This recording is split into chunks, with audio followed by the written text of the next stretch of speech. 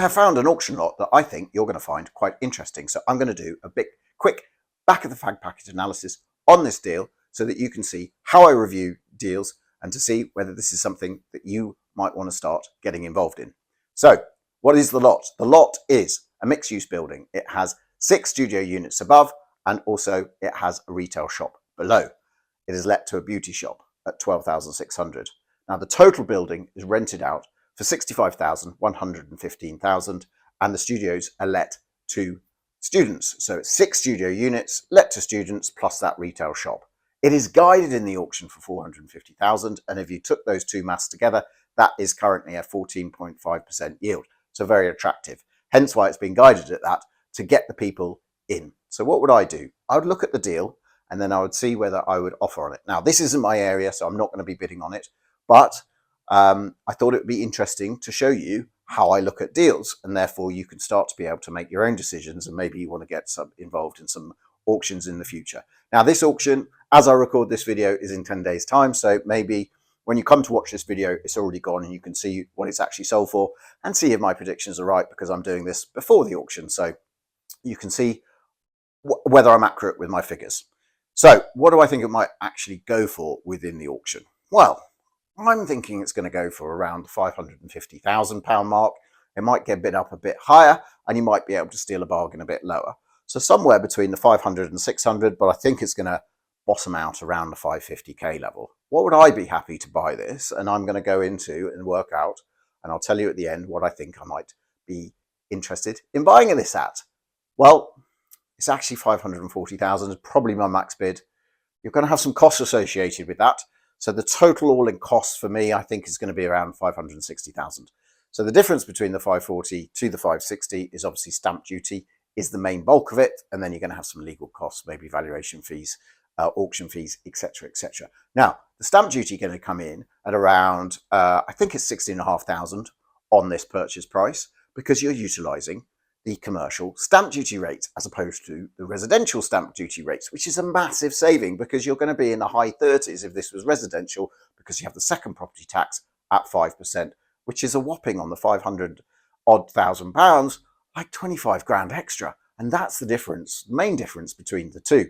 Wow, that is a lot of money that you're saving there. So number one, that is why I like these types of buildings with the current investing climate, because of the lovely changes that have been made in the recent budget. But there we go.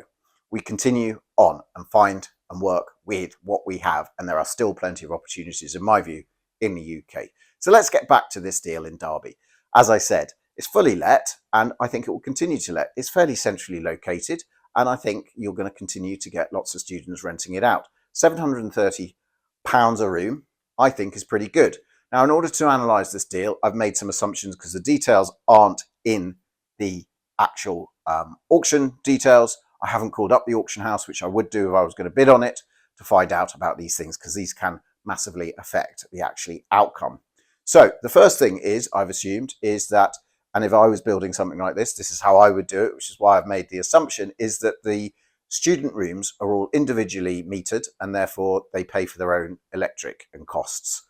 I assume that upstairs is just electric, not gas and electric, and therefore pretty much that's the only bills. Maybe you have to pay for the water or something like that on this building. I don't know.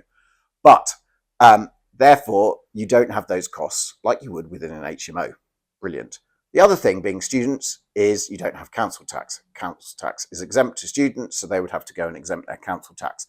Now, whether, because they're self-contained, the local council are charging individual room rates, or whether it's one big HMO council tax, I don't know. So you'd have to look at that. But the exemptions would be there for whatever. So you don't necessarily have to carry those costs within your figures that you're looking at. So you're looking at 65,000 income, and really the biggest cost is obviously going to be the mortgage. If I was calculating that, I would be looking at that at 75% loan to value with a 7% interest rate, and hopefully you're going to get a little bit less than that when you actually come to mortgage it, because rates are coming down a bit. But being commercial, it's going to be a lot higher than maybe a normal buy-to-let mortgage, or certainly a lot higher than a residential mortgage. So you've got to factor that in. The other thing I like about this building is this is kind of this £500,000 mark, and I always say step up out of the mass of investors, because they love, you know, the little houses and buy-to-lets and even HMOs that are houses converted into HMOs. This is a bigger building. I'm going to be, therefore out the reach of a lot of investors too, and it becomes less competitive. Being in an auction as well, I think is going to wipe out a certain amount of people. And so therefore, again, potentially you could pick up a deal here. Now, what would I do? I'd firstly be thinking, okay, work out what I'm happy to pay. As I said, in the room, I'm thinking it's going to go 550. It might go a bit higher. You could be lucky and it could go for a little bit less. I'm thinking I'd probably max out around a 550 mark, add the 20k costs of the stamp duty and buying fees, etc., to 560. So I would go and do a pre-auction offer at that level, because if I'm happy with that, I'd do that deal at that, and they're happy with that. It means we don't take the risk that we won't secure it in the auction of it being bidded through my highest bid. So first of all, put that pre-auction offer. Now, if they say no, it goes to the room. We'd have to bid. We'd have to have that cash ready, or you can do some bridging, but you have to be able to be quick with that bridging because you have to complete normally within 28 days of an auction. So again, that could be something that you can negotiate up front, give you a little bit more time to finance it. If you did a pre-auction offer and say, look, I'm offering 2 weeks out the auction, I'll still complete on the same date or just before, when you would have normally got the money and expecting it, and they probably will say yes to that too. But you need to talk to the auction, because essentially a pre-auction offer is on auction house conditions, which would be 28 days to complete. So where are we with all of this? So where would this end up being valued at? Because when I come to do the deal analysis and when I come to look at my offers, I want to be recycling most, if not all, my cash. So I look at probably 3 levels as to what I think the valuations might come in at. And I think it's going to be somewhere between 750 to 650, because 650 is a 10% yield, gross yield. And I do think you'll pretty much get a 9% yield, which is a 725. And you might actually get a little bit less than that. 750 is in the region of where it is. That would be a 0.87% yield. And therefore, I think all of those valuations would be good to get. And you need to understand who's a good valuer in the area, how do they value it, which bank to use, and make sure that they're on the same path as you with valuations. Now, I'm going to do a different video on valuations at a later date. So don't forget to give me a follow for more property investing insights and deal analysis. Okay, so where are we? We're looking at what do we think the end value is? Well, I've just given 3 scenarios there. And if you took the middle scenario at 700,000, you're going to get a borrowing of 75% of 525. Now, bearing in mind, I like to use 75% loan to value lenders. Now, not all mixed use buildings are going to get 75 from all lenders. So you might get a 70% loan to value or a 65% loan to value. And therefore you might want to do how much money you've left in kind of analysis on different loan to values. And obviously the lower the interest, the lower the kind of loan to value is going to be, the lower the interest rate you might get. So you might want a longer term perspective and leave some money in, but make more cash flow over time with a slightly lower interest rate. So that is your choice. I like to recycle as much cash as I can so I can go again, etc., etc. So assuming I had the 560 in my pocket, I would have put that in, and hopefully I'll be able to revalue at the 700 or even the 750 mark. Now, if I manage the 750 mark, I'm going to get a mortgage of over £560,000, I think 562, and therefore I would have recycled all my money because the costs cost me 560. Therefore, I'm all out with my money. I'm making a cash flow of over £2,000 a month. I've got an infinite return on my money. That makes this an outstanding investment in my view. Let me know your thoughts in the comments below. If we end up with a valuation of 700 and we got 525, that's 35 grand left in, again with a cash flow of over £2,000 a month. That return on investment with the 35 grand left in, I look at what is the monthly profit divided by the amount left in to see the, not the monthly profit, the annual profit, to see what return on investment. And again, I'm going to be around the 35% return mark, 75% return mark on the 700 valuation. And that again is a fantastic return on money. So I'd be happy with that, very happy with that indeed. And within a space of just over a year, the amount I would have earned out of this property would have actually compensated me for the money that I've left in, and then everything after that would be extra cash. So that's brilliant. Even if I got the 650 valuation, then again, I would get a 75% loan to value, which would be around 487,500. And again, I would have left in around 75,000, and that income divided by the 75,000 is going to produce roughly a 35% return. I've rounded up some numbers there to make it easy while I'm doing this video and remember them.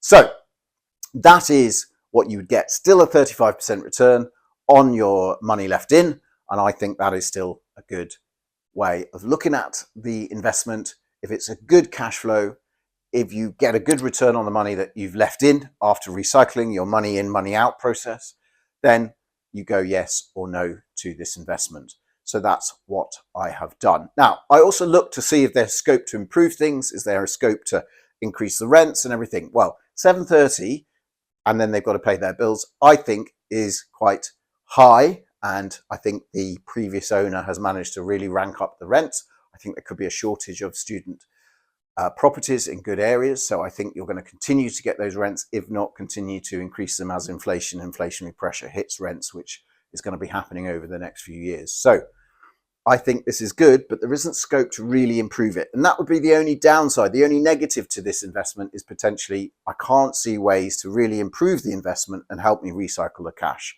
So although that time will do the thing of recycling my cash, because you're going to get a yield-based valuation after you bought it in auction, and that's why you're saying you've got a discount, sometimes lenders get a little bit nervous when there's such a difference between valuation and what you bought for, if there isn't much difference between what you've done with it. And that's the problem with this, in my view. I think you still get a good valuation if you left enough time, and that's where the time factor comes in.